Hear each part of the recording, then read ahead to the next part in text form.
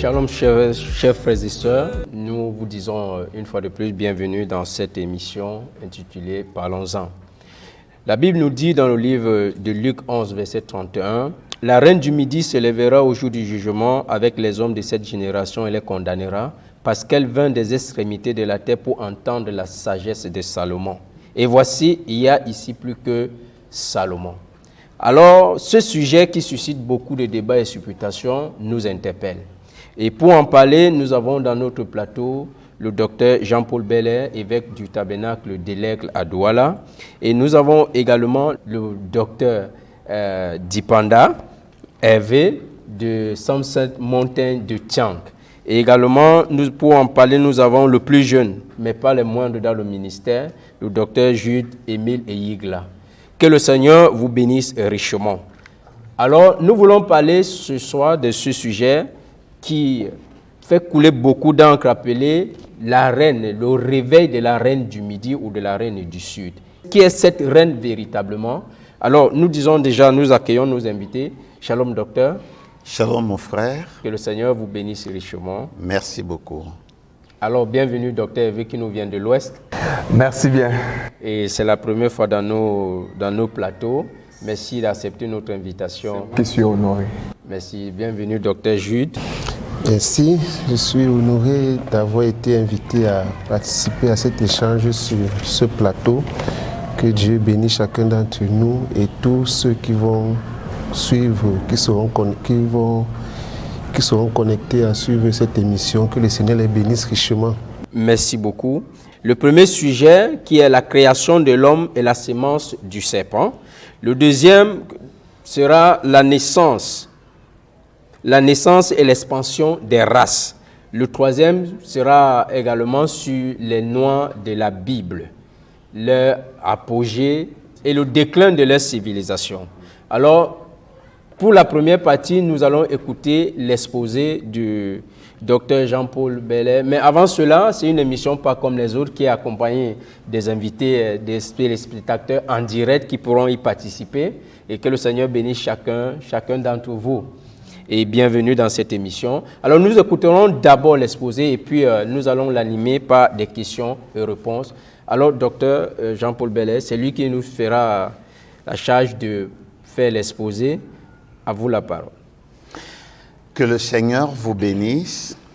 Amen. Je salue les panélistes, le présentateur, les invités et tous nos téléspectateurs. Nous voulons parler de ce sujet, comme l'a dit le présentateur, qui fait couler beaucoup d'encre et de salive aussi. Parce que c'est un sujet pas comme les autres.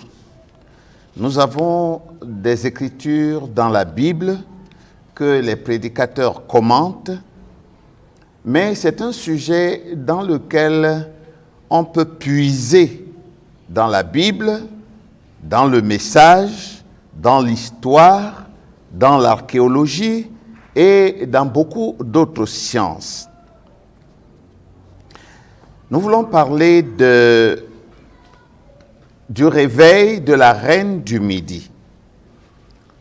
Mais en réalité, nous voulons commencer depuis le début afin que les choses soient rendues suffisamment claires. Et la première partie dont nous parlerons, le premier chapitre ou le premier volume, ce sera la création de l'homme et la semence du serpent. Tous ces sujets convergent vers un même but, pour démontrer ce que c'est que le réveil de la reine du Midi, qui est la reine du Midi et pourquoi le réveil de la reine du Midi serait-il très important en ce moment-ci. Eh bien, si vous le permettez, nous allons lire une écriture dans le livre de la Genèse, chapitre 1er. Nous lirons les versets 26e au 28e. Ensuite, nous lirons aussi le chapitre 2, le verset 7. Il est écrit dans Genèse 1, 26 à 28. Puis Dieu dit, « Faisons l'homme à notre image, selon notre ressemblance, et qu'il domine sur les poissons de la mer, sur les oiseaux du ciel, sur le bétail, sur toute la terre et sur tous les reptiles qui rampent sur la terre. » Dieu créa l'homme à son image, il le créa à l'image de Dieu, il créa l'homme et la femme. Dieu les bénit et Dieu leur dit, « Soyez féconds, multipliez, remplissez la terre et l'assujettissez. Et dominez sur les poissons de la mer, sur les oiseaux du ciel et sur tout animal qui se meut sur la terre. » Nous voulons lire aussi le chapitre 2, verset 7. « L'Éternel Dieu forma l'homme de la poussière de la terre. Il souffla dans ses narines un souffle de vie, et l'homme devint un être vivant. Puis l'Éternel Dieu planta un jardin en Éden, du côté de l'Orient, et il y mit l'homme qu'il avait formé. » Ce sujet a beaucoup de controverses. Il y a plusieurs écoles. Il y a l'école africaniste, l'école panafricaniste, l'école du message, si vous me le permettez. Il y a l'école scripturaire. Les uns et les autres estiment qu'ils ont raison. Donc, d'emblée, on ne peut pas dire que tel a tort et tel a raison. La seule chose qui va prouver la véracité et la vérité de ce qui est dit de part et d'autre, ce sont les Saintes Écritures. Nous parlerons d'abord de la création de l'homme. Nous venons de lire deux écritures qui nous parlent de la création de l'homme. Dieu a créé l'homme en deux temps. Il a d'abord créé à son image, et comme Dieu est esprit, cet homme était un homme esprit. Puis il l'a formé, parce qu'il y a une différence entre créer et former, il l'a formé à l'image des animaux.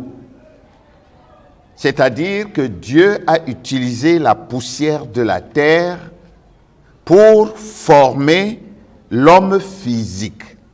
Ensuite, Dieu a pris l'homme esprit, l'a placé dans l'homme physique, et c'est à ce moment que la Bible dit que l'homme est devenu une âme vivante. Notre objectif ici, en parlant de la création de l'homme, c'est pour démontrer que l'homme que Dieu a créé et tous les hommes qui ont suivi n'étaient pas des blancs, n'étaient pas des jaunes, mais ils étaient des noirs. Nous avons entendu que Dieu a pris la poussière du sol pour former le corps de l'homme.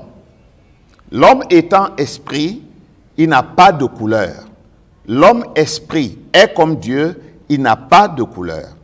Mais quand Dieu a formé cet homme pour lui donner une forme physique, cet homme a eu une couleur. Et la couleur de cet homme était la couleur de la terre que Dieu a utilisée pour le former. Cette couleur, c'était la couleur de la terre d'Éden.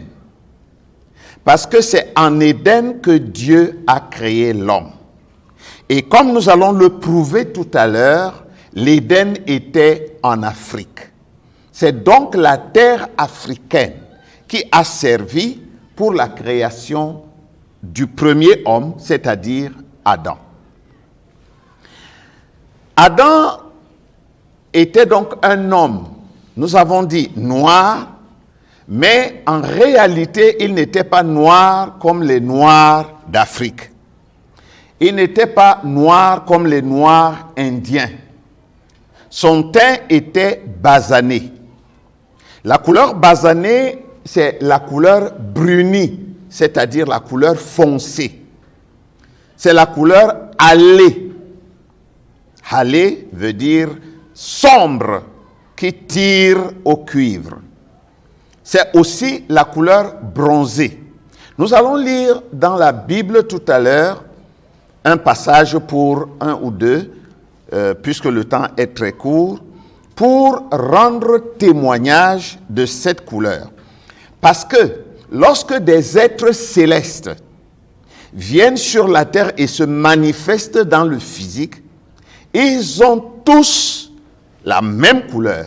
Et cette couleur, la Bible l'appelle les reins polis. Tantôt, c'est la couleur ambre, comme le prophète va nous le dire. Je lis d'abord dans Ézéchiel chapitre 1er, versets 4 à 7. « Je regardais et voici, il vint du septentrion un vent impétueux, une grosse nuée. » Et nous comprenons que c'est la nuée de gloire. « Et une gerbe de feu, c'est la colonne de feu, qui répandait de tous côtés une lumière éclatante, au centre de laquelle brillaient comme de l'airain poli, sortant du milieu du feu.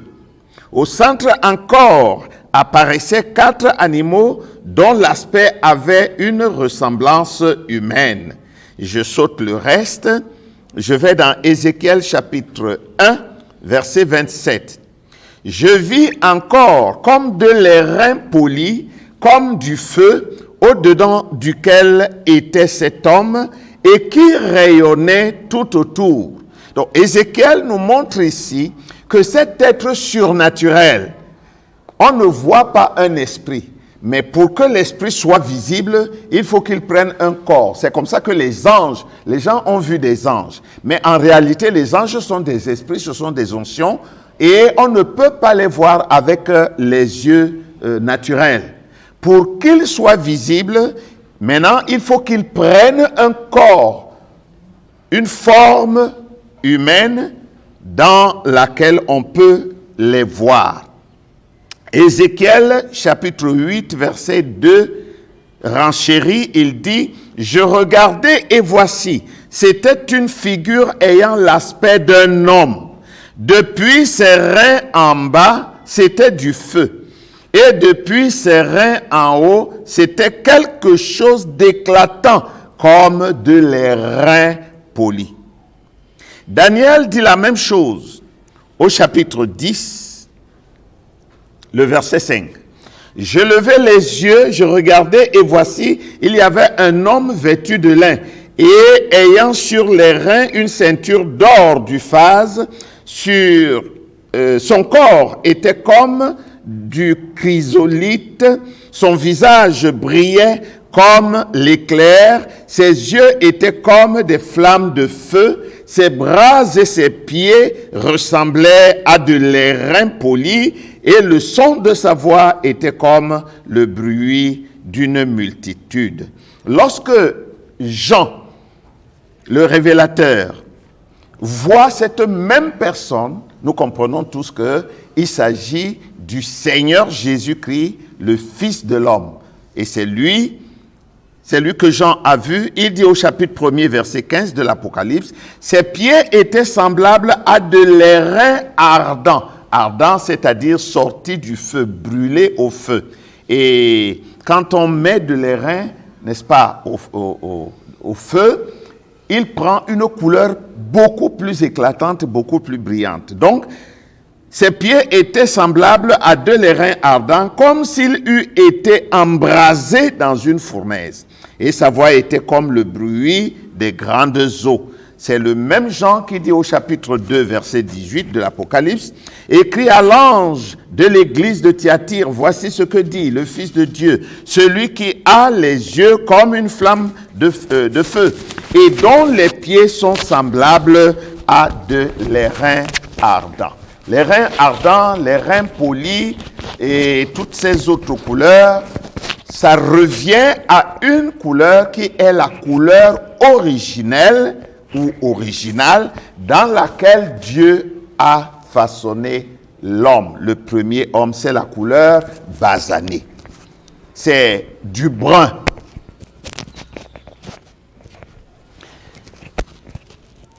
Nous pouvons voir aussi du témoignage du prophète lorsqu'il a vu l'ange du Seigneur, cet ange qui l'accompagnait partout.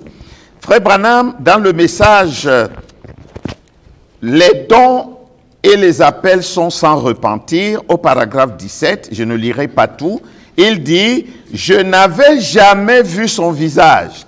Il avait un teint sombre, plus proche des Espagnols et des Juifs. » Si quelqu'un entend ça, il saute sur ses pieds, il dit « Ah ben, les Espagnols, c'est des Blancs. » Non, Frère Branham parle ici des Espagnols originaux. C'est ceux qu'on appelait les morts. Ils étaient noirs. Pas d'un noir mat, comme nous les Africains, mais d'un noir brillant. C'est pourquoi Frère Branham dit qu'il était sombre comme les Espagnols, plus proches des Espagnols et des Juifs. Parce que les Espagnols et les Juifs, nous le prouverons plus tard, sont des êtres sombres. Ils sont noirs, mais d'un noir légèrement différent du nôtre, un noir un peu plus clair que le nôtre. C'est pourquoi on utilise l'adjectif basané.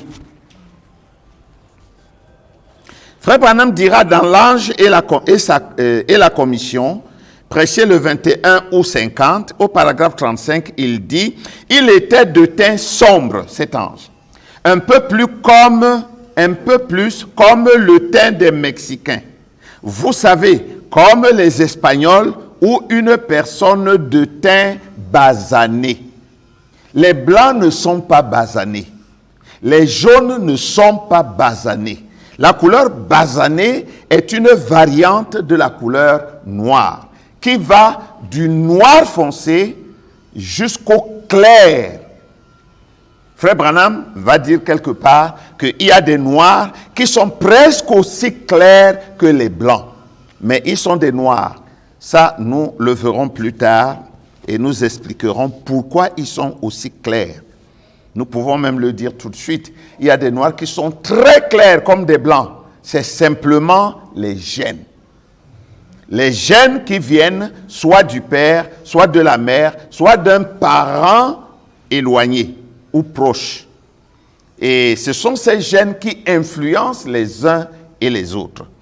Nous allons y revenir plus tard. Bon, ceux qui le veulent, vous pouvez noter le message « Ma commission », prêché le 5 mai 51, au paragraphe 14.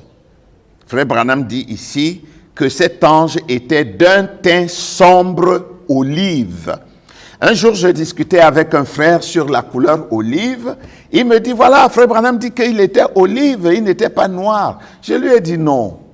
Il y a des olives noires et des olives vertes. Et pour comprendre qu'il s'agit ici des olives noires, rapprochez cette citation de celle que nous venons de lire qui parle des morts, des Espagnols d'autrefois et des Italiens d'autrefois, les Romains d'autrefois. Ce n'étaient pas des Blancs. Ça, nous allons voir ça beaucoup plus tard. Dans le message « Ce que sont les visions », au paragraphe 79, c'est le 21 avril 56, Frère Branham montre encore ici que cet ange était d'un teint sombre. Il dit, il se tenait là, cet ange-là, un homme grand, pas comme le Christ. Il est un homme très grand, au teint sombre, brun, aux cheveux noirs retombant sur ses épaules. Tout ceci, c'est pour démontrer que tous les êtres célestes, quand ils viennent dans la chair, ils prennent une couleur parce qu'ils prennent un corps. Et dans presque toutes les Écritures que nous lirons, nous verrons que cette couleur est la même que ce soit pour les anges, que ce soit pour Christ lui-même, sous sa forme de fils de Dieu, c'est la couleur ambre, c'est la couleur basanée. Et c'est cette couleur qui a été la couleur d'origine des êtres humains. C'est la couleur dans laquelle Dieu a créé l'homme.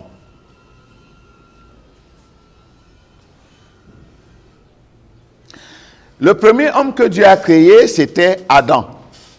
Le nom Adam ou Adama signifie être humain ou encore de terre rouge. Ça, nous avons pris ces explications, n'est-ce pas, des dictionnaires bibliques et des concordances bibliques. Donc, Adam signifie être humain de terre rouge. Adam n'était donc pas un blanc. Adam n'était pas un noir foncé. Adam n'était pas un jaune. Mais Adam était un noir brun, un noir clair. Et si Adam était basané, c'est-à-dire noir, parce que la couleur basanée, c'est la couleur des noirs. Si Adam était donc basané, cela signifie que Ève, sa femme, était aussi basanée. Cela signifie que leurs enfants authentiques étaient aussi basanés. Parce qu'un noir et un noir ne donneront pas naissance à un blanc. De même, un blanc et un blanc ne donneront pas naissance à un noir.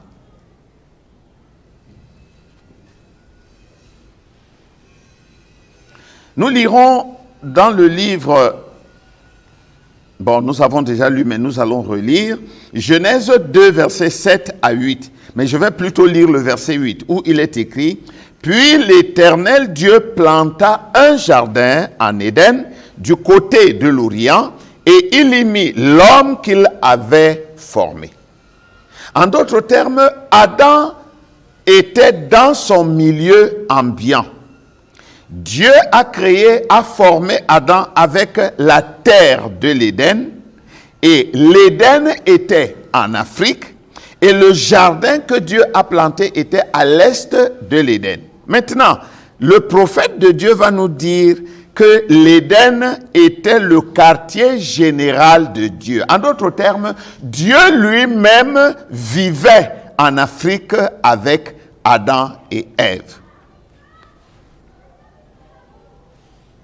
Dans le message L'Éden de Satan, prêché le 29 août 65, paragraphe 26, Frère Branham dit, « Quand il a fait tout cela, on en est finalement arrivé au quartier général de la terre qui fut établi dans un lieu magnifique, situé à l'est de l'Éden et appelé Jardin d'Éden. Dieu a établi le quartier général de la terre dans le Jardin d'Éden en Égypte.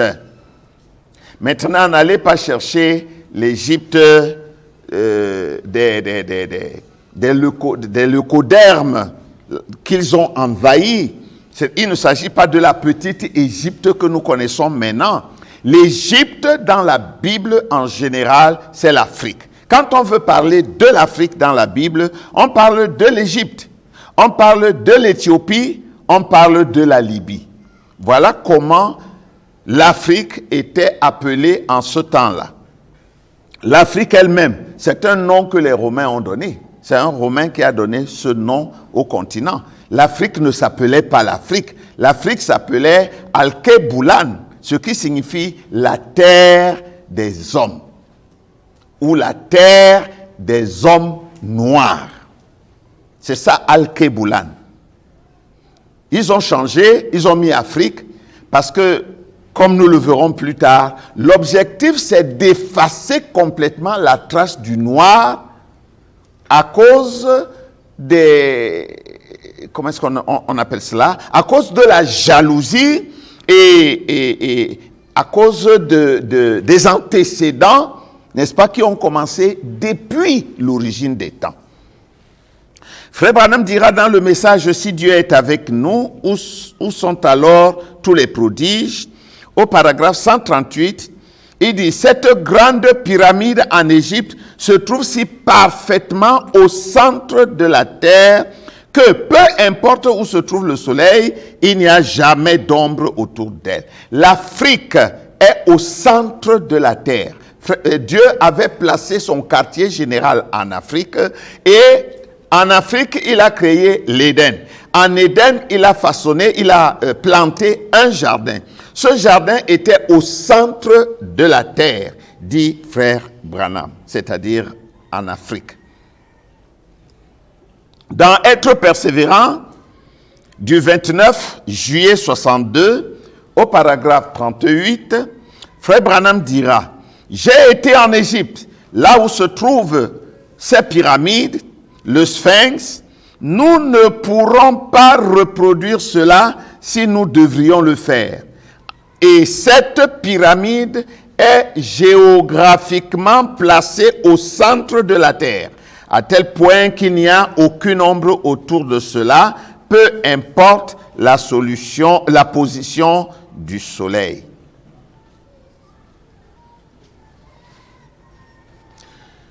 Nous pouvons donc dire sans risque de nous tromper que le premier homme ayant été noir, maintenant, ne faisons pas de confusion. Quand je dis noir, je ne dis pas noir foncé. Je parle de la couleur basanée qui est la couleur du bronze ou alors la couleur de l'airain. Et cette couleur est une variante du noir comme nous l'avons dit précédemment. C'est pourquoi je peux dire que Adam était noir. Il n'était pas noir comme moi, mais il était tout de même noir. Parce que la couleur noire a plusieurs variantes. On va du noir foncé, du noir au noir mat. Et du noir mat, on arrive au noir basané. Du noir basané, on arrive au noir clair et ainsi de suite. Donc, il y a plusieurs types de noir.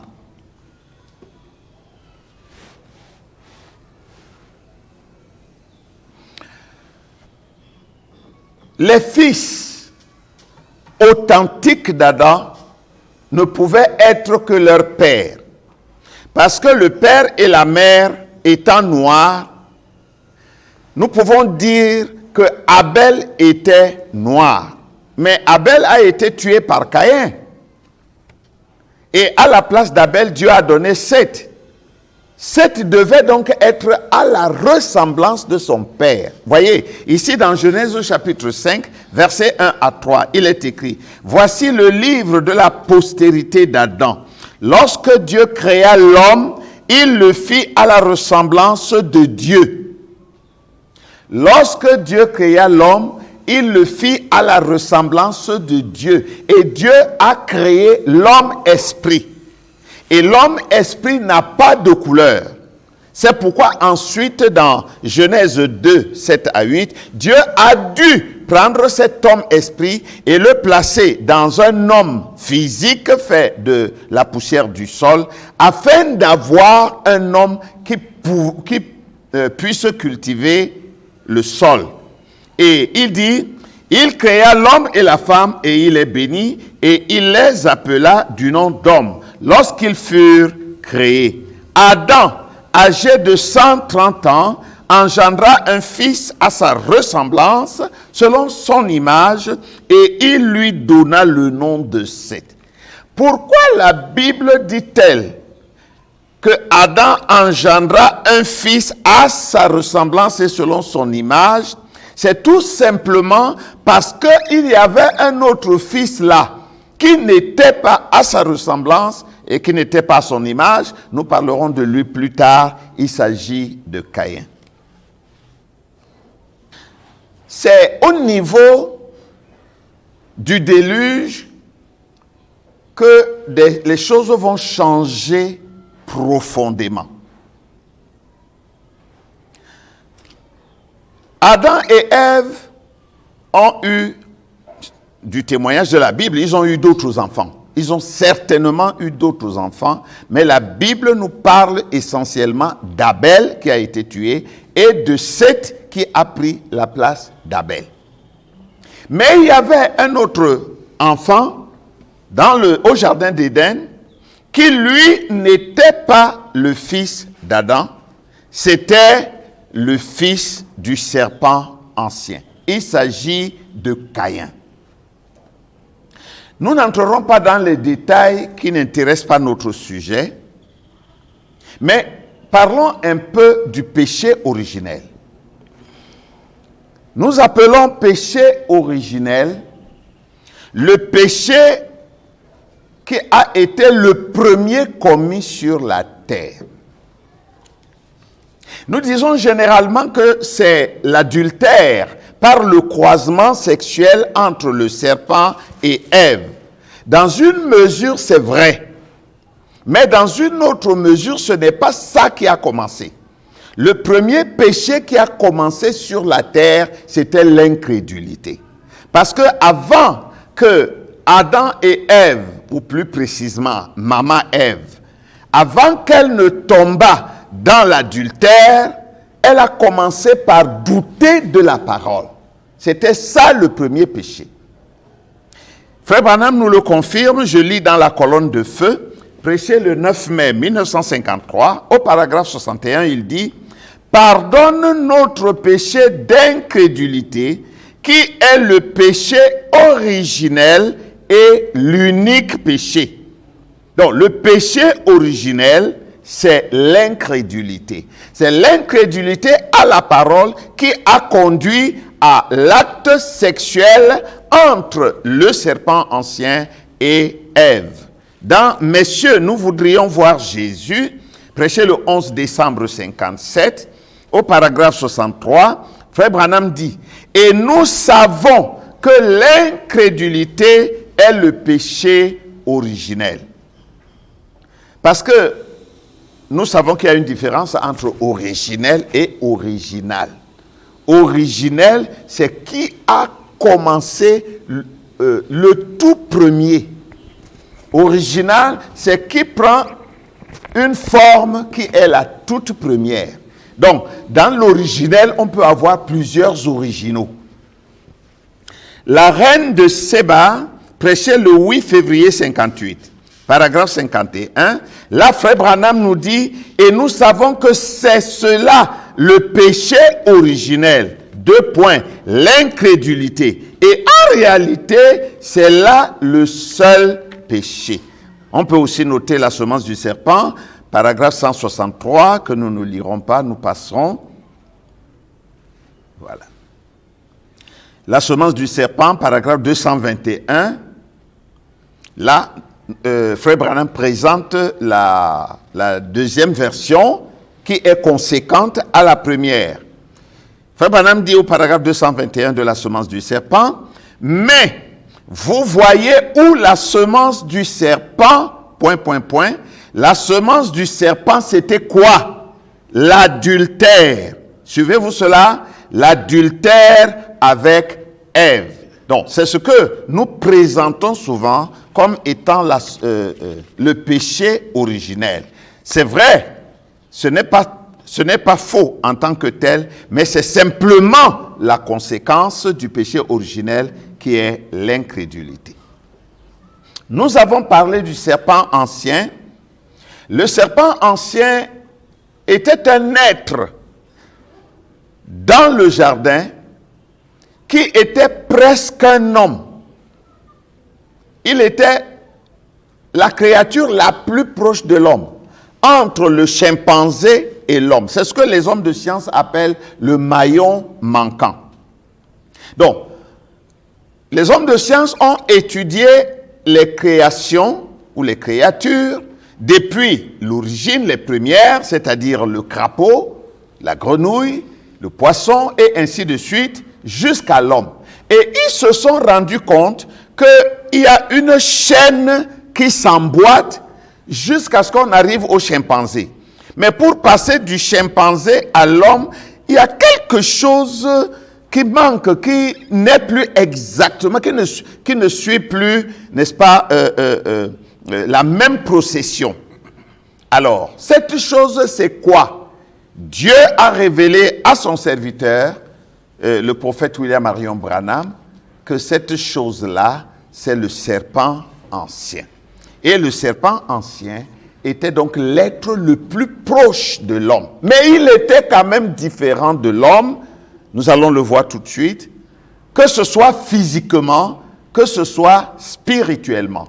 Spirituellement, déjà, il était méchant, il était rusé, il était tout ce qu'on pouvait imaginer. C'était un meurtrier en puissance, c'était un menteur en puissance. Parce que son père, en fait, c'était le diable. C'est le diable qui s'était incarné dans le serpent ancien et alors qui a commencé à le piloter. Le serpent ancien était une créature comme toutes les autres. Mais Dieu l'avait créé pour servir de corps à Satan. C'est comme Dieu avait créé Adam pour servir de corps à Dieu. Eh bien, dans la Genèse, chapitre 1, c'est juste une parenthèse, la Bible parle de la lumière. Dieu a créé la lumière et nous allons voir que Dieu a séparé la lumière des ténèbres. D'où viennent les ténèbres? Dieu n'a pas créé les ténèbres. Mais pourquoi on parle de ténèbres? C'est parce que tout ce qui n'est pas lumière est ténèbres. Quand il n'y a pas la lumière, Dieu n'a pas créé quelque chose qu'on appelle ténèbres. Mais chaque fois que vous enlevez la lumière, vous obtenez quelque chose, un résultat qui n'est pas la lumière, alors qui est les ténèbres. C'est pourquoi, au jardin d'Éden, il y avait un fils de lumière qui s'appelait, un fils du jour qui s'appelait lumière et un fils de la nuit qui s'appelait ténèbres. Adam était le fils du jour avec J majuscule. Les anciennes Bibles écrivent jour avec J majuscule et nuit avec N majuscule. Maintenant, ces deux-là étaient au jardin d'Éden et ils étaient très proches l'un de l'autre. Mais en même temps, ils étaient diamétralement opposés. Physiquement, Adam n'était pas un homme grand, un homme costaud, non. Mais le serpent était, nous l'avons lu tout à l'heure, Frère Branham dit qu'il était un grand gaillard, costaud. Donc, il était beaucoup plus grand qu'Adam. Et il ne pouvait pas avoir exactement le teint d'Adam. Adam était basané, lui, il était très clair. Vous savez que Satan aime les belles choses. Alors, il était très clair et ils étaient tous deux dans le jardin. Et c'est cet être-là qui a séduit Ève et qui, le premier, est allé vers elle pour se procréer. Adam est venu ensuite. Et le fils qui est issu de cette relation illégale, c'est Caïn. Et le fils qui est issu de la relation légale Adam-Ève, c'est Abel. Et par la suite, c'était Seth. Donc, le fils du serpent était différent d'Adam, de même que le serpent lui-même était différent d'Adam. Frère Branham, dans question-réponse sur les Hébreux numéro 1, au paragraphe 222, il dit: il était ce chaînon qui se tient entre l'homme et le singe, et Dieu l'a maudit et l'a mis directement là sur son ventre à cause de la ... et là, de l'acte qu'il avait posé. Il a séduit la femme et elle a enfanté son premier fils qui était Caïn, de la nature du serpent, par inspiration. Le diable qui était entré dans le serpent est celui qui a fait cela. Dans la semence du serpent, paragraphe 194, Frère Branham dit: la semence du serpent a produit Caïn. Dans question-réponse numéro 1 du 28 août 1964 au matin, au paragraphe 106, le prophète nous dit: ces géants étaient les fils de Caïn, dont les Néphilim. Ils étaient les fils de Caïn, dont le père était le serpent, qui ressemblait en tout point à l'homme, mais c'était un type grand, gigantesque, plus grand qu'un homme. C'est de là que sont sortis ses fils, parce qu'ils étaient les fils de Caïn et qu'ils étaient des Cananéens dans le pays de Canaan, d'où ils venaient, et c'est là que Caïn s'en était allé. C'était une race de gens entièrement différents. C'était des semences du serpent, voyez-vous. Donc en même temps, ils étaient proches de l'homme, mais en même temps, ils étaient très différents de l'homme, tant spirituellement que physiquement. Dans l'union invisible, paragraphe 108, Frère Branham dit, et ainsi de suite, jusqu'à Tubal, ils furent des inventeurs d'instruments de musique, etc. La civilisation vint par Caïn. C'est vrai, des bâtisseurs de villes, fabricants d'instruments, l'homme scientifique vint par Caïn, la semence du serpent. Frère Branham dit que c'est la descendance du Caïn, fils du serpent, instrument de Satan. C'est eux, ce sont leurs fils, n'est-ce pas, qui ont été les premiers grands hommes de science, inventeurs d'instruments de musique, d'armes de guerre et de toutes sortes de choses, des villes, des gratte-ciel, des tours, etc. Dans la semence du serpent, paragraphe 147, Frère Branham dit, il est intelligent, astucieux, et pourtant, il se nomme le serpent. Mais souvenez-vous, il était ce qu'il y avait de plus intelligent et il ressemblait plus à l'être humain que tout ce qu'il y avait dans les champs. Le plus proche de l'être humain. Il n'était pas un reptile. Vous voyez, au commencement, il n'était pas un reptile. C'est la malédiction qui a fait de lui un reptile. La Bible dit qu'il était le plus beau de tous. Toutes ces caractéristiques-là, si nous les rassemblons et les plaçons sur le serpent et sur son fils Caïn, nous voyons que Caïn n'avait rien à voir avec Seth ou Abel. Eux, ils étaient des hommes de petite corpulence, ils étaient des cultivateurs pour la plupart et des bergers, ils étaient des hommes simples qui croyaient en Dieu et qui craignaient Dieu, alors que les autres étaient des géants de la connaissance, de l'intelligence, de la ruse. C'était des grands inventeurs et en plus, ils étaient plus beaux que Adam et tous ses enfants. Or, aujourd'hui, si nous regardons la beauté, vraiment, ce n'est pas chez les Noirs qu'on trouve des gens très beaux. Et nous pouvons voir d'où ça vient. Ça vient de celui qui était le plus beau de tout l'Éden. Dans les âges de l'Église, page 359 dans l'ordinateur, pas dans le livre, Frère Branham dit, nous voyons maintenant pourquoi il y avait deux vignes, une vraie et une fausse. Je descends un peu, il dit, nous voyons maintenant que les mêmes parents ont produit deux jumeaux, dont l'un connaissait et aimait les choses de Dieu, et l'autre connaissait une bonne partie de la vérité, mais ils n'étaient pas du même esprit, ce qui fait qu'ils persécutaient le Fils élu. Disons donc tout de suite qu'à partir du jardin d'Éden, il y a eu deux lignées. Et ce sont ces deux lignées qui vont nous aider dans notre histoire pour arriver à l'objectif qui est le nôtre.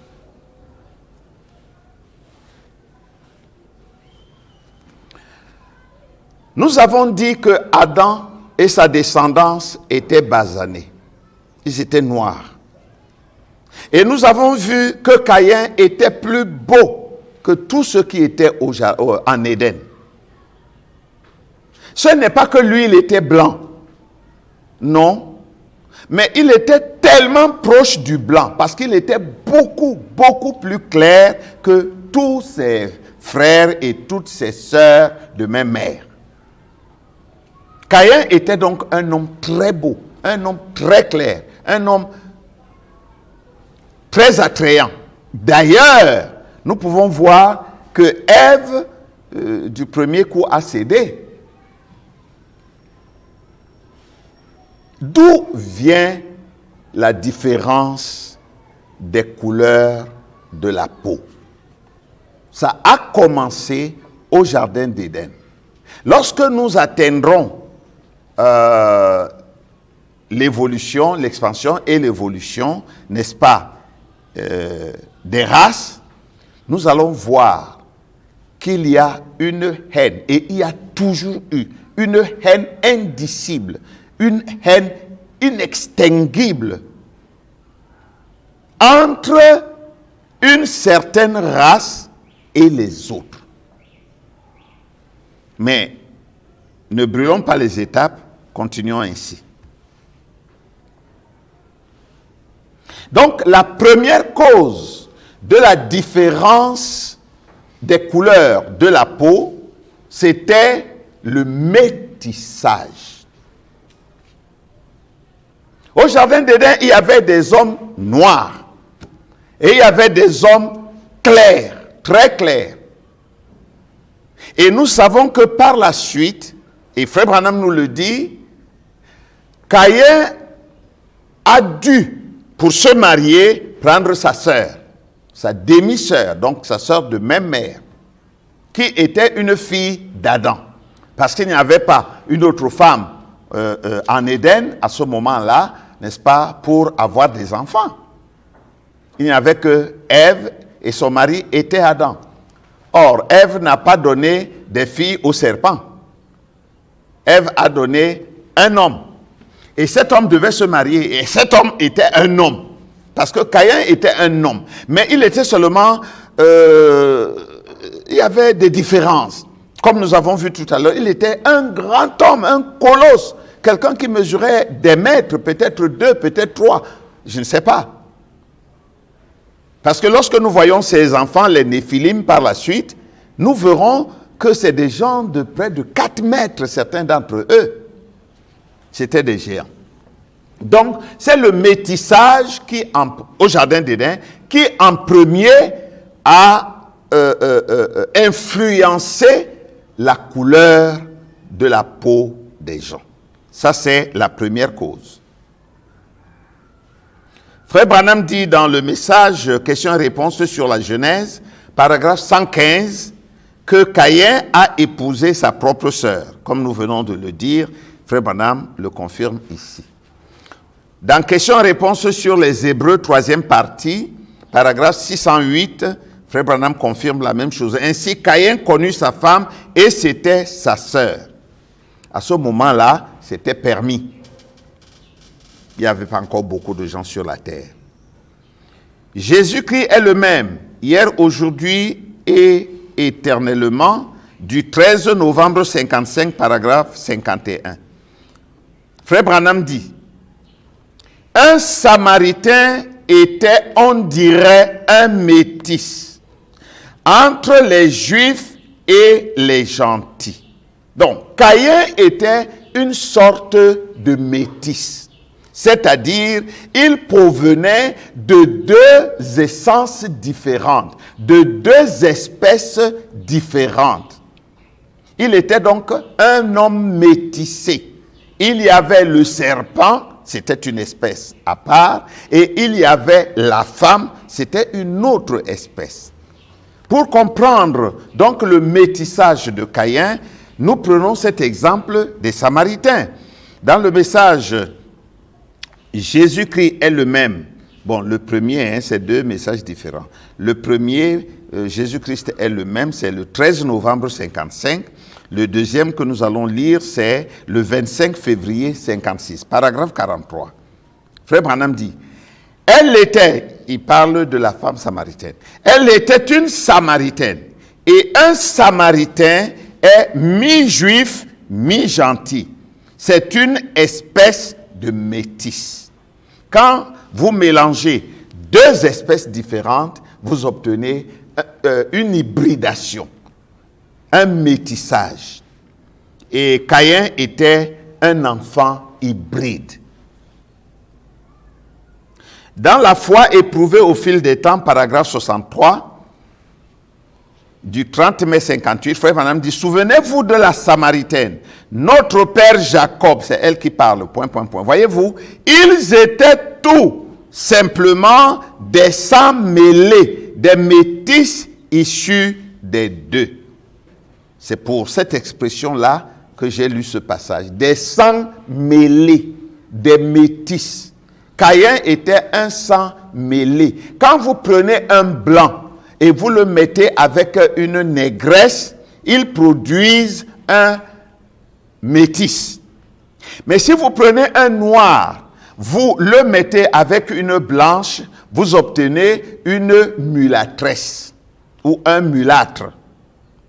Donc, c'est toujours un mélange, c'est des sangs mêlés.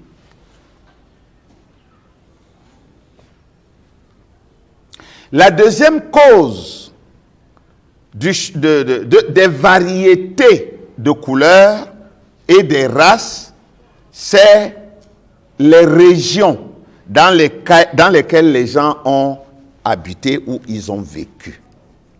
Nous allons y revenir plus largement lorsque nous parlerons du partage de la terre par les descendants de Noé. Mais Frère Branham dit ici, je vais lire dans la parole infaillible de Dieu, prêché le 6 avril 56 au paragraphe 71. Le prophète dit, et il y avait la ségrégation raciale en ce temps-là. Il y a toujours eu une ségrégation raciale à cause de la couleur de la peau d'une personne. Mais Jésus, lui, a fait savoir qu'il n'y a pas de différence en Dieu. Nous sommes tous des enfants de Dieu, c'est juste. Nous sommes tous la postérité d'Adam, c'est juste. Les régions où nous avons évolué, c'est ce qui nous a donné ces différentes colorations.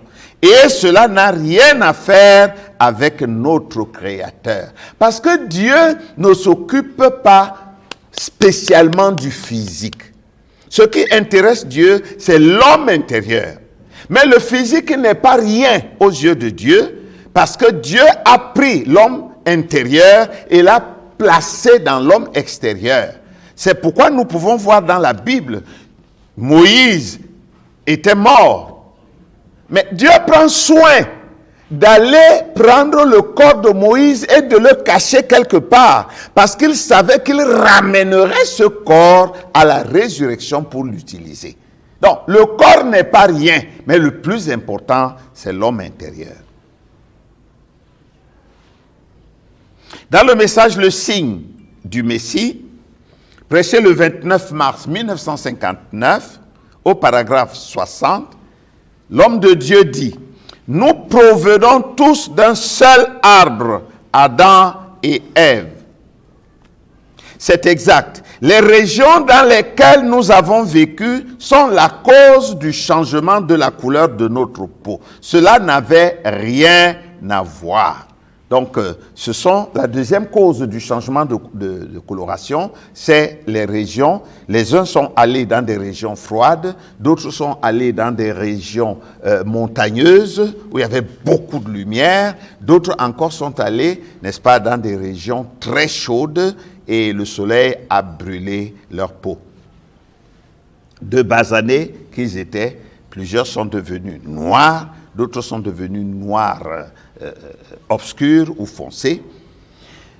Dans le message, nous voudrions voir Jésus prêcher le 27 juin 1962 au paragraphe 55. Frère Branham dit, maintenant observons-le. Eh bien, souvenez-vous, il existe 3 races de gens. C'étaient les descendants de Cam, Sem et Japheth. Ce sont les régions où nous avons vécu qui ont changé la couleur de notre peau et ainsi de suite. Voilà donc, en ce qui concerne la création, nous résumons. Dieu a créé l'homme en 2 temps, l'homme esprit, l'homme physique. L'homme esprit était à l'image de Dieu. Dieu est esprit, Dieu n'a pas de couleur. Mais l'homme animal était à l'image des animaux. Et nécessairement, il avait une couleur. Cette couleur était la couleur originelle.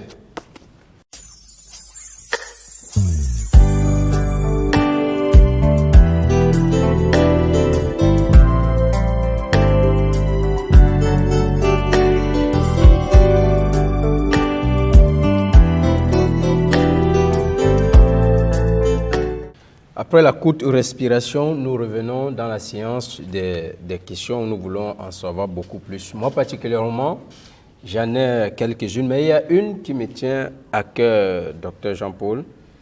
Vous avez parlé de la différence des deux enfants, à savoir Seth, parce que Abel était mort, Seth et Caïn étaient différents. Vous avez dit que la descendance d'Adam était africaine. Est-ce à comprendre clairement que Caïn était un blanc? Non, je ne l'ai pas dit. Je n'ai pas dit que Caïn était un blanc, mais j'ai dit que Caïn était plus beau que Seth et plus beau, nous le savons aujourd'hui quand nous regardons entre les couleurs. D'ailleurs, nous savons tous que les petits noirs aimeraient être des blancs. Même les grands noirs, c'est-à-dire des gens matures, c'est pourquoi nous voyons nos femmes se décolorer pour devenir des blanches, et même certains hommes le font. La couleur du blanc est meilleure à celle du noir, c'est-à-dire à la vue humaine. Et nous savons que le roi de la beauté, c'est Satan. Donc, je n'ai pas dit que Caïn était un blanc, mais j'ai dit, selon que j'ai lu aussi dans la parole de Dieu, que Caïn était plus beau que n'importe quoi d'autre qui était dans les champs. D'accord, docteur. Mais jusque-là, ma question, je ne comprends pas très bien. J'aimerais savoir, si Caïn n'était pas noir, Caïn était de quelle couleur? Je n'ai pas dit que Caïn n'était pas noir. C'est pourquoi j'ai cité Frère Branham, qu'il dit qu'il y a des noirs qui sont vraiment foncés. Il dit les Indiens, par exemple, les hindous, pardon. Il dit qu'il y a des noirs d'Afrique, c'est ce que eux, ils ont décidé d'appeler l'homme de couleur, parce que je ne sais pas sur quelle base, mais ils ont dit que c'est les hommes de couleur. Il y a le noir qui est le nôtre, le noir de l'homme africain. Mais parmi les hommes noirs, Frère Branham dit qu'il y en a qui sont tellement clairs qu'ils sont comme des blancs. Or, la couleur des blancs, c'est la couleur... bon, Frère Branham les décrit, j'ai une citation quelque part, il dit que ce sont des anglo-saxons. Pourquoi les appelle-t-on anglo-saxons? Parce qu'ils étaient tellement différents des autres, ils étaient comme des anges. Et tout le monde sait que les anges sont toujours plus beaux. Donc est-ce a dit que Caïn est noir, mais Caïn, variété à la base, oui, il était africain, parce que même le serpent était au jardin d'Éden, c'était en Afrique, c'était la terre noire. On sait que Dieu a créé tous les animaux de la poussière de la terre. Et Dieu n'a pas créé certains animaux en Amérique, d'autres en Asie, d'autres en Afrique. Non, il a créé tous les animaux en Afrique. Il a donc tout créé à partir de l'Afrique. Même les animaux, même le serpent était africain, il était noir. Est-ce qu'il y a quelque chose qui le prouve? La parole de Dieu dit, et Dieu prit la poussière du sol. Il y a des versions qui disent, Dieu prit le limon de la terre. Or, le limon, c'est quoi? C'est une terre mélangée à des feuilles pourries et à tous les objets. En fait, c'est une terre noire. Voilà. Pour le téléspectateur ou celui qui n'est pas dans le message, comment fera-t-il pour savoir qu'effectivement l'Éden était en Afrique? Est-ce qu'il y a des écrits de la Bible qui le prouvent? Est-ce qu'il y a des écrits de la Bible? Non, pas directement. Mais il y a l'histoire, il y a l'archéologie, il y a des recherches scientifiques qui prouvent. C'est pourquoi j'ai dit tout à l'heure que même les grands scientifiques aujourd'hui reconnaissent. Parce que lorsque un homme comme Cheikh Anta Diop parlait de l'origine de l'humanité à partir de l'Afrique, les gens ne croyaient pas, il était comme un écervelé. Mais aujourd'hui, je dis, les grands scientifiques dans le monde entier confirment que la vie a commencé en Afrique. Tout au moins la vie humaine. C'est vrai, nous allons passer aux autres questions. Sur la même question, si vous Oui. me le permettez. Parce que le docteur Jean-Paul Bellet a dit tout à l'heure que lorsqu'on parle de l'Égypte, Oui. il ne s'agit pas de l'Égypte, le pays que nous avons aujourd'hui, Oui. il s'agit de l'Afrique. Oui. Donc, mais à côté de ça, vous avez encore lu une autre écriture où l'Égypte, maintenant, dont il est question, est localisée à l'endroit où il y a des pyramides. Oui. C'est-à-dire le jardin d'Éden est localisé à l'endroit où il y a les pyramides. Et là où nous savons qu'il y a les pyramides dans le monde aujourd'hui, c'est en Égypte. Donc l'Égypte dont il est question, dont la Bible parle, certes peut signifier l'Afrique, mais peut aussi signifier Bien, quand vous Égypte, parlez, pays oui. quand vous qui est parlez des naturellement dans le pyramides, Moyen-Orient. quand vous parlez des pyramides et vous parlez du jardin d'Éden, c'est deux choses différentes. Frère Branham n'a pas dit que les pyramides étaient là où il y avait le jardin d'Éden. Mais Frère Branham a dit que les gens de cette époque-là, ils ont bâti des pyramides, ce que nous ne pouvons pas faire aujourd'hui. Ils ont bâti le Sphinx, ce que nous ne pouvons pas faire aujourd'hui. Et il dit que le jardin d'Éden était en Afrique. Donc ils ont bâti aussi les pyramides. Permettez-moi, il y a la précision du centre de la terre. Oui. Donc, parce que le jardin était au centre de la terre, Oui. et les pyramides ont été bâties au centre de la terre. Maintenant, quand on dit le centre de la terre, ce n'est pas comme cette table-ci. Hein?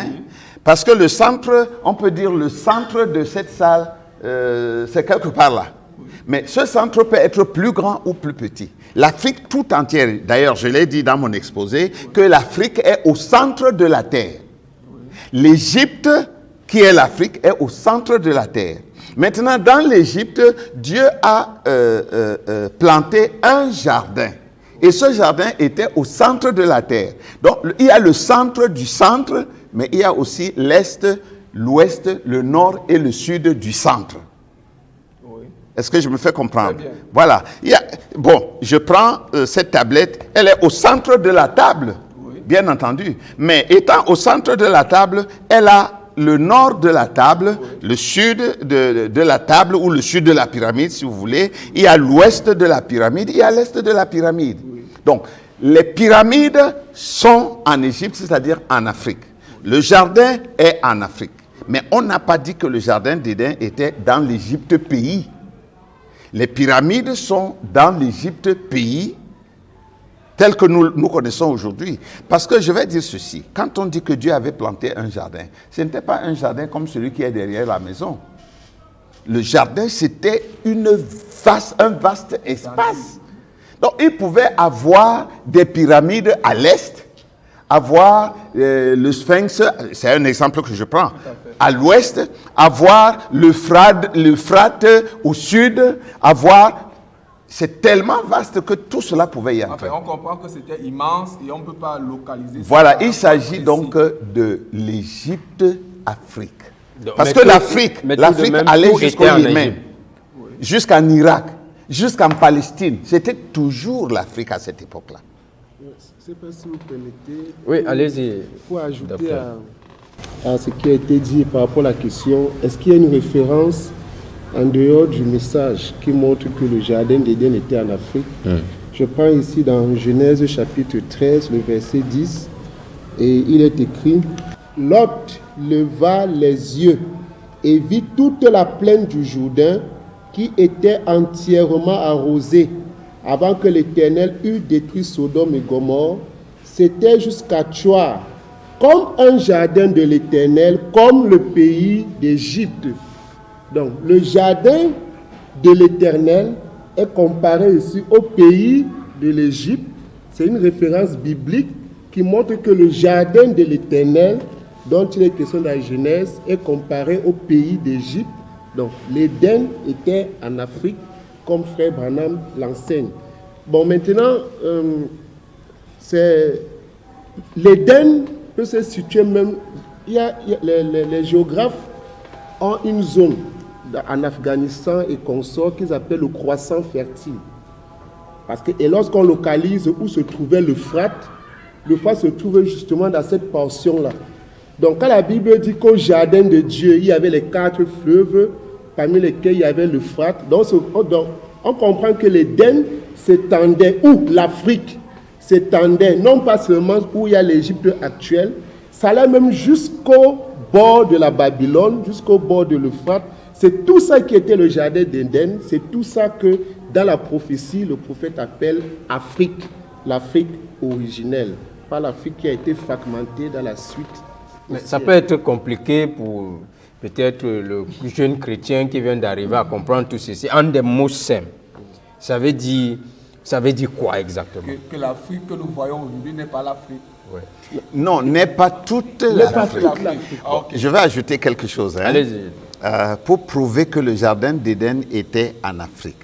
Ce n'est pas un verset biblique. Parce que tout à l'heure, j'ai dit que nous nous accrocherons à la Bible, au message, à l'histoire, à l'archéologie. Les archéologues nous démontrent que la vie a commencé en Afrique. D'accord? Et la Bible nous dit que la vie a commencé en Éden. Si la vie a commencé en Éden, la vie a commencé en Afrique, ça veut dire que l'Éden était en Afrique. Bon, docteur, vous vous basez sur la science qui a prouvé ça et ci et ça. Bon, la science également prouve qu'on ne guérit pas du cancer. Est-ce que c'est le même cas pour Dieu? Non, la science ne prouve pas qu'on ne guérit pas du cancer. Elle dit. Le cancer, en fait, est une conséquence d'une chose. Si cette chose cesse d'exister, le cancer cesse d'exister. Alors le cancer se guérit. Mais Dieu est le créateur. C'est ça la différence entre Dieu... Mais il n'y a pas un traitement clinique, scientifique, qui prouve qu'en le prenant, on peut être guéri du cancer. Mais il y a des traitements qui guérissent les causes du cancer. Parce que n'ayant pas déjà, je prenais cette métaphore pour nous prouver qu'on ne peut pas se baser sur la science et dire que c'est totalement vrai. Oui, dans ce cas spécifique sur le territoire africain. Oui, mais il n'y a pas une autre explication. Frère Branham dit, il y a des choses que la Bible ne nous dit pas. Pour les comprendre, nous devons rentrer dans les livres profanes, historiques, scientifiques, archéologiques. C'est ce que dit le prophète. Maintenant, nous avons des éléments dans la Bible. Par exemple, quand on parle du fleuve qui sortait de l'Éden et qui se divisait en 4 bras, dont l'Euphrate. L'Euphrate, l'Hidékel, le Pichon, le Guion, ces 4 bras-là, quand on suit, par exemple, l'Euphrate qui est toujours existant aujourd'hui, et le Tigre, parce que les autres, on ne les retrouve pas, si on remonte leur cours, cela entre dans l'Afrique. Maintenant, beaucoup de choses ont changé avec les climats qui changent permanemment. Il arrive qu'on ne peut plus rentrer jusqu'à la source de ces fleuves et retrouver le jardin d'Éden. Dieu l'a caché, parce que Dieu a mis des séraphins pour empêcher à l'homme d'y entrer. Bon, mais pour le moment, tous ces éléments nous ramènent seulement en Afrique. Même si dans la Bible, il n'y a pas un verset noir sur blanc. Mais on doit quand même le croire. Oui, on doit le croire. Pourquoi? Parce que toutes les autres sciences prouvent que l'origine de toute chose, c'est en Afrique. D'accord. Nous arriverons à une question sur la coloration des couleurs, mais avant cela, je crois que nous allons prendre la question du docteur Hervé Dipa. Voilà, j'avais juste une question sur la couleur. On peut aller. Allez-y, allez-y. Voilà. Le docteur disait tout à l'heure que Adam signifie terre rouge. Ouais. C'est-à-dire que Adam, avec une couleur, il a parlé de teint basané, c'est-à-dire teint sombre. On est d'accord là-dessus. Bien. Maintenant, par rapport à ça, et de là a été tiré également tous les animaux qui existent. Oui. Tous les animaux. Oui. Mais pourtant, on a aujourd'hui des animaux. Tous les animaux à l'origine. À l'origine, Ouais. voilà. Mais on a tous les animaux aujourd'hui qui existent avec une couleur différente de celle de la terre. De même qu'il y a des hommes avec des couleurs différentes de celles de la terre. Ah, ok. Vous ne trouverez Mais pas. là, docteur, je vais enchaîner avec une autre question. Oui. Si tel est le cas, Oui. et que j'ai un enfant qui peut naître au Mexique, Oui. aura-t-il la couleur des Mexicains? Non, parce qu'il naît de toi. Tu dis quand tu as un enfant. Mais il est né sous une autre terre parce que vous Non, parlez ce des n'est causes pas- des variations. Non, ce n'est pas le lieu de naissance. Il ne s'agit pas du lieu de naissance. Il s'agit des gènes qui sont dans cet enfant. D'accord. Et nous parlerons plus tard un peu plus en détail des gènes. Mais est-ce qu'on peut changer les gènes depuis l'original? Oui, les gènes L'origine. peuvent changer. Les gènes peuvent changer parce que moi, par exemple, je suis originaire du littoral. Eh bien, nous avons dans notre lignée, dans notre famille, certaines gènes qui n'existent pas dans ta famille. Toi, tu es de l'Ouest. Du Mbam? Tu es du Mbam. Voilà. Il y a des gens qui sont de l'Ouest et il y a des gens qui sont du centre. C'est pourquoi autrefois, les anciens qui connaissaient ces choses ne voulaient pas que leurs fils allassent prendre des femmes dans d'autres tribus. Parce qu'ils voulaient conserver l'originalité de leur lignée avec les gènes de cette lignée. Dès lors, c'est même pourquoi aussi la parole de Dieu, et le prophète nous rend ça plus clair, n'accepte pas, ne veut pas des mélanges, des mariages mixtes entre blanc, noir, noir, jaune, jaune, blanc. Ça, c'est de l'hybridation. Je viendrai avec une autre question, parce que je crois que le docteur Jules Demille avait une question. C'est pratiquement la même question qui me Ah, d'accord. Là maintenant, Est-ce qu'on a trouvé satisfaction sur la réponse? c'est pas convaincant parce que j'aimerais ajouter autre chose. Ouais. On dit aussi que le climat joue. Bon, il y a eu la traite négrière. Ça fait qu'il y a certains Noirs qui vivent dans des zones froides depuis des siècles aujourd'hui. Ils sont Mais d'autres sont restés noirs et noirs obscurs. Ouais. D'autres aussi sont devenus tellement clairs qu'ils sont presque comme des blancs. Oui, donc- Allons voir en Amérique. Donc je sais donc pas si le climat Ouais. joue à faveur de certains et en défaveur des autres. Tout le monde n'est pas... Nous ne sommes pas faits... Frère Branham dit que nous ne sommes pas faits comme des parpaings. Oui. Nous sommes des pierres taillées. Si tu vas tailler des pierres, tu ne peux pas obtenir toutes les pierres exactement de la même forme. Bon. Parce que ce n'est pas un moule. Maintenant, en Éden, il y avait un climat unique. Oui. Bon, maintenant, pourquoi cette variante-là? Oh, tous sont J'ai des commencé à êtres, l'expliquer tout à l'heure. tous sont des êtres vivants. Oui. J'ai commencé à expliquer tout à l'heure que la première cause du changement de couleur, c'est le métissage. Caïn et Seth n'étaient pas de la même espèce. Donc il y avait un métissage, un changement. Prends le blanc, prends la couleur blanche, tu mélanges avec la couleur noire. Tu n'as plus ni le noir ni le blanc. Tu as une couleur entre les deux. Si tu prends le rouge et le vert, tu vas avoir une autre chose. Maintenant, au départ, Dieu n'a pas créé des animaux. Je veux dire plusieurs animaux de chaque espèce. Dieu a créé deux. Et ces deux étaient identiques. Voilà. Maintenant, le singe a un pelage noir. Bon, il y a des singes bruns, il y a des singes marrons, il y a même des singes avec des taches blanches. Bon, il y a des canards blancs, blancs comme la couleur blanche. Par exemple. Et Dieu a créé ça comme ça, mais Dieu savait que ces êtres ne resteraient pas toujours confinés au même endroit.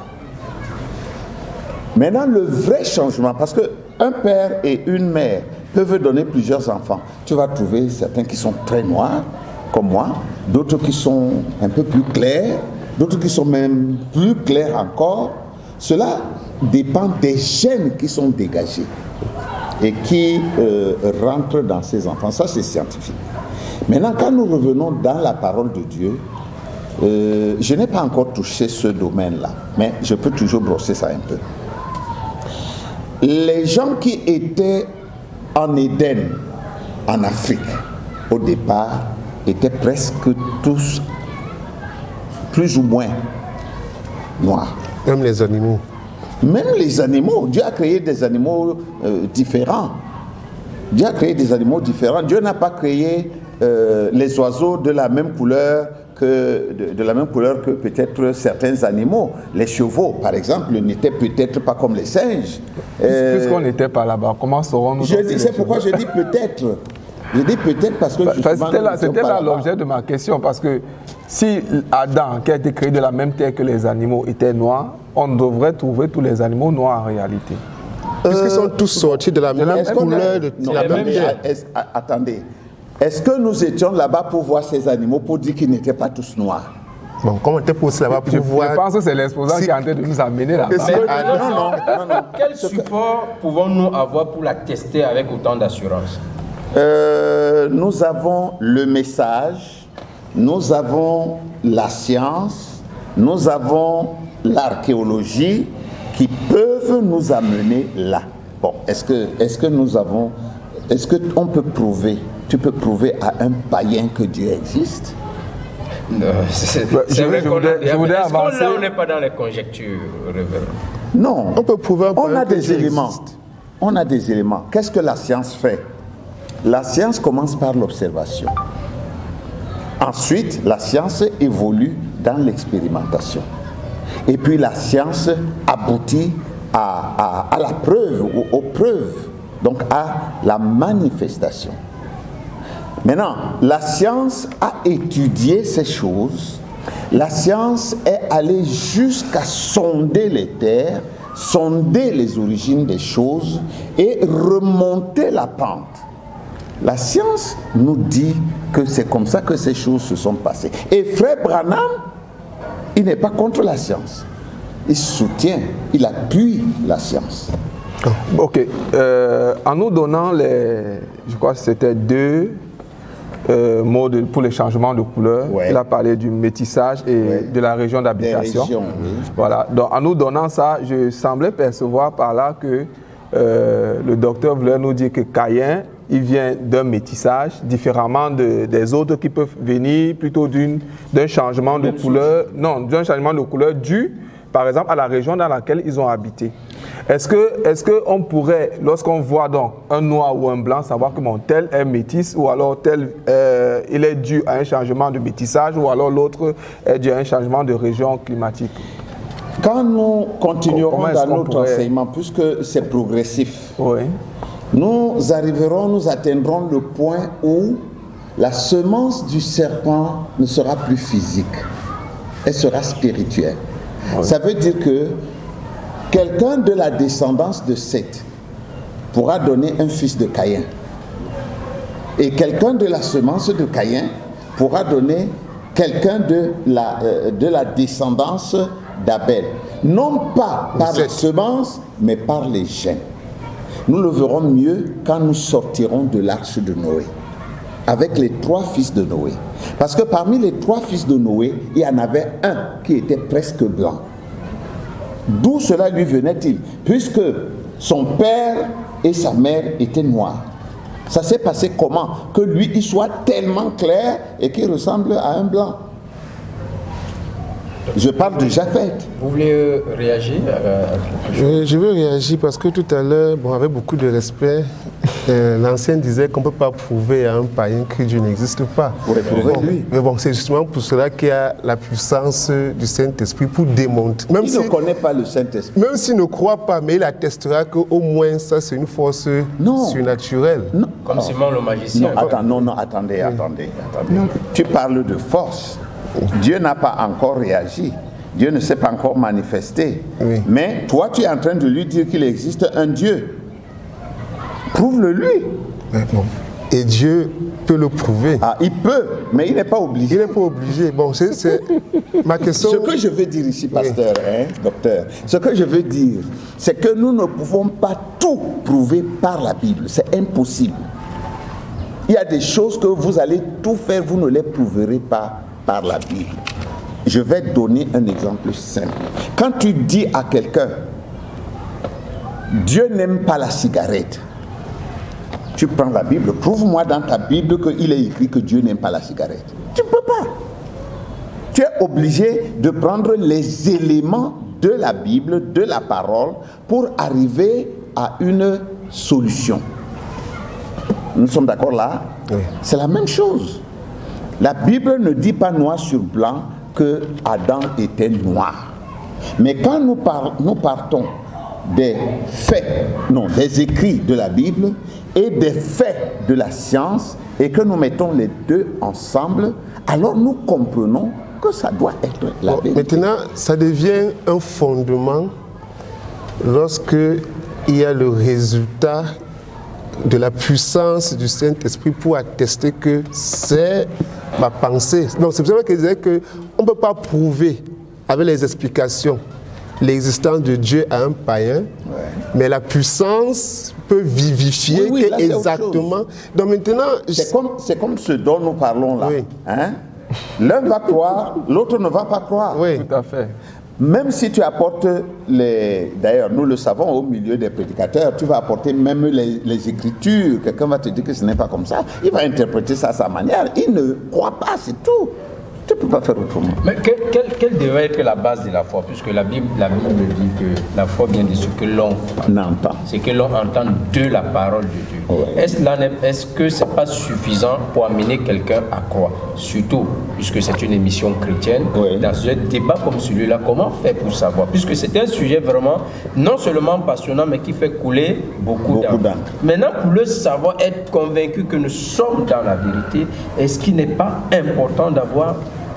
Bon, je ne veux pas dire systématiquement, parce qu'également aussi... mais la Bible aussi va nous dire que la parole de Dieu ne fasse l'objet d'une interprétation particulière.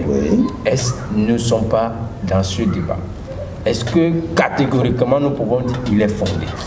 Bon, maintenant, est-ce que la parole de Dieu nous dit que la vie a commencé en Éden? Nous répondrons oui. Est-ce que la parole de Dieu nous confirme que l'Éden était en Afrique? Je dis oui, parce que nous avons les déclarations du prophète. Un prophète, c'est un prophète pour tout le monde. Mais ceux qui ne croient pas en lui, ils sont dans les ténèbres. C'est pourquoi nous parlons de lumière et de ténèbres. Les enfants d'Israël, il y avait une seule colonne de feu. Elle donnait la lumière à Israël, et ça lui permettait d'avancer, et donner les ténèbres aux Égyptiens, ça leur permettait de s'arrêter. La parole de Dieu vient, et elle vient avec des éléments. Maintenant, il y a des écritures qui sont claires, on n'a pas à discuter. Il y a d'autres qui ne le sont pas. C'est pourquoi l'apôtre Jean nous dit que que tout n'a pas été écrit. Tout n'est pas écrit. Dieu nous a donné l'essentiel. Et il savait que par la grâce de Dieu, par le Saint-Esprit et par la connaissance qui augmentera, nous comprendrons beaucoup de choses. C'est Dieu qui a dit ça. Est-ce qu'a dit qu'il n'y a pas de terre fertile en Europe? Non, il y a des terres fertiles, mais elles seront noires. Non. Est-ce qu'il y a des terres fertiles en Europe? C'est des terres travaillées. L'Europe, c'est une terre stérile, morte. Ils n'ont rien. Mais comment l'Afrique peut dépendre clairement avec l'actualité actuelle du Bon, quand tu parles de l'eau, non, oui, bon, oui, enfin, quand tu parles, il y a une productivité. Non, je veux mettre de l'eau dans mon moulin. Je veux mettre de l'eau dans mon moulin pour dire que la grande partie des terres européennes sont pauvres. D'accord. Oui, merci beaucoup. partie. Alors, oui, nous revenons à la question du docteur. Oui, frère, docteur. Si j'avais à dire, peut terminer. Oui, Non, vas-y. Ok, bon, je reviens encore sur ce fait que d'une même terre, plusieurs couleurs sortent. On peut aussi penser que de la même terre là, qui a produit un canard blanc, pouvait aussi produire un Adam blanc. Puisque c'est la même terre qui a produit un coq blanc, pourquoi Adam en sortant est sorti basané comme la terre, n'est pas aussi sorti blanc, différent de la couleur de la terre? Bon, nous sommes ici, comme disait le pasteur Fabrice, dans des conjectures. Parce qu'elle pouvait, mais elle n'a pas pu. Dieu a créé, nous parlons de l'homme. Vraiment, nous ne pouvons pas parler des animaux, parce que tous les animaux ne se ressemblent pas. Mais nous avons quand même l'homme, dont on a suivi la trace. Et qui est à l'image des animaux? C'est cet homme qui est à l'image des animaux. L'homme à l'image des animaux. Bon, l'image, est-ce que c'est seulement la couleur? Bon, tout ça intervient. L'homme est créé à l'image des animaux. Il a des pattes comme un lion, non, comme un ours. Oui, il a une gueule comme un lion. Il a des mains comme un chimpanzé, et ainsi de suite. C'est ça qu'on appelle l'image. Et en plus, il a la chair d'un animal. Il n'a pas la chair d'un oiseau ou d'un poisson. Voilà. Plus de questions? Ah, d'accord. Merci beaucoup, chers téléspectateurs. Mais j'aimerais que nous sortions avec une question parce que le docteur a parlé des tailles. Est-ce a dit que ceux qui sont de grande taille sont de la sémence du serpent? Non, je ne l'ai pas dit. Mais comme dit la parole de Dieu, la Bible, comme confirme le prophète, à l'origine, ces géants, c'étaient des enfants de Caïn. Vous allez me dire, au déluge, ils sont tous morts. Mais la semence était quand même encore dans l'arche, nous en parlerons lorsque nous serons à ce niveau-là. La semence était encore dans l'arche. Non pas nécessairement sous la forme d'un homme qui transmet la semence, mais sous la forme des gènes. C'est très important le problème de gènes, et lorsque nous en parlerons, c'est ça qui différencie les hommes physiquement. Parce que tous les enfants qui sont sortis, tous les hommes qui sont sur la terre, Frère Branham le dit, sont sortis d'un même arbre, c'est-à-dire Adam et Ève. Donc, cela signifie que la semence de Caïn n'était pas dans l'arche. La semence, physiquement, voilà. La semence de Caïn, tous ils étaient morts. Mais les gènes de cette semence se retrouvaient dans l'arche. Et ce sont ces germes qui se sont répandus dans certaines personnes plus que dans d'autres. Et c'est ça qui va faire la différence entre les uns et les autres. Bon, en parlant de ces géants-là, ça ne veut pas dire que quand un homme est de grande taille, il est nécessairement fils de Caïn. Non. Et ça ne veut pas dire que si quelqu'un est d'une petite taille ou s'il est stupide et bête, il n'est pas très intelligent, il n'est pas très... Non, ça ne veut pas dire qu'il est de la semence de Seth. Non. Ça veut dire que les gènes s'étant répandus, c'est pourquoi Frère Branham dit que la semence est devenue spirituelle. On ne peut plus voir quelqu'un et dire que lui, il est de la semence de Satan, l'autre est de la semence d'Adam. Non. C'est devenu spirituel. Mais ces gènes influencent même nos corps. Voilà. Merci beaucoup. Chers frères et sœurs, merci de nous avoir écoutés pour cette première partie qui était basée sur la création de l'homme et la semence du serpent. Vous pouvez prendre part à ces émissions en relevant toutes vos questions, en nous envoyant par notre lien. Que le Seigneur vous bénisse. Merci, docteur, pour cette première partie. Merci beaucoup. Merci, docteur Hervé Dipanda, qui nous vient loin de l'Ouest jusqu'ici. Que Dieu vous bénisse. Amen. Merci au docteur Jude et à tous les frères et sœurs qui sont venus passer ces moments avec nous. Et à très bientôt. Que le Seigneur vous bénisse. Shalom. Shalom.